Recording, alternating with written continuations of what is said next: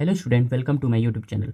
तो आज हम करेंगे प्रश्नावली 8.1 और पार्ट का नाम है त्रिकोणमिति का परिचय। और कौन सी क्लास के लिए पढ़ रहे हैं हम? क्लास 10 के लिए। तो सबसे पहले हम सवाल पढ़ते हैं। ये सवाल मुझे दे रखा है, यदि कोण ए और कोण बी न्यून कोण हो, जहाँ पर क्या दे रखा है, कॉस ए बराबर कॉस बी, तो मुझे शो करना है यानी सिद्ध करना है कि कोण ए और कोण बी क्या होंगे, बराबर होंगे। तो इसको समझने के लिए मैं आपको चित्र से समझाता हूँ। तो उसके लिए देखना क्या मानेंगे हम, एक त्रिभुज ए बी सी यानी समकोण त्रिभुज मानेंगे। और अब मुझे पता है कि ये सी डी कितनी डिग्री का है, 90 डिग्री का है। ठीक है, तो यहाँ पे हमें रचना करनी पड़ेगी। क्या रचना करेंगे कि रचना क्या करेंगे कि त्रिभुज ए बी सी, क्या करेंगे, त्रिभुज ए बी सी। और यहाँ पे सी कितनी डिग्री का है, 90 डिग्री का है। तो हम कह सकते हैं कि जो कोण होंगे यानी कोण ए और कोण बी, अगर सी 90 डिग्री का है तो कोण और कोण बी क्या होंगे, न्यून कोण होंगे। ये हमें दिया हुआ है। अब देखना यहाँ से लिखेंगे हम कॉस ए और कॉस बी को लिखेंगे, यहीं से हम क्या करेंगे, इसको शो करेंगे यानी सिद्ध करेंगे। तो लिखेंगे, क्या लिखेंगे कि कॉस ए बराबर कॉस बी।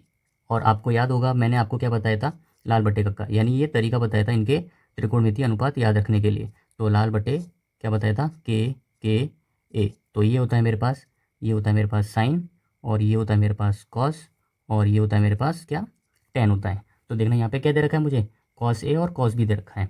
तो देखना जब मैं ये वाला कोण लूँगा तो इसके जस्ट सामने वाली भुजा क्या बनेगी, वो मेरे पास लंब होगी।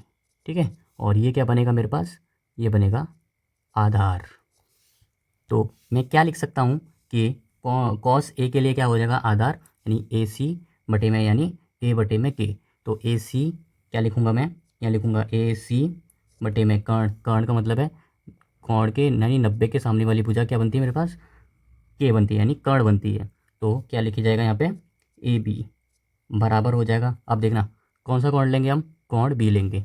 कोण बी के जस्ट सामने वाली भुजा, अब ये क्या बनेगा मेरे पास, अब ये बनेगा मेरे पास लंब। ठीक है, अब की बार क्या बन जाएगा, ये लंब बन जाएगा। तो आधार क्या बनेगा, तो आधार के लिए क्या बनेगा, इसके जस्ट सामने वाली भुजा, यानी ये वाली भुजा क्या बनेगी मेरे पास, अब ये वाली भुजा आधार बन जाएगी।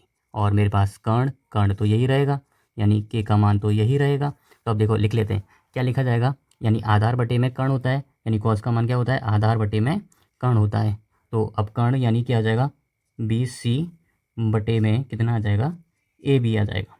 अब देखेंगे यहाँ से, देखना ए बी से ए बी कट हो जाएगा।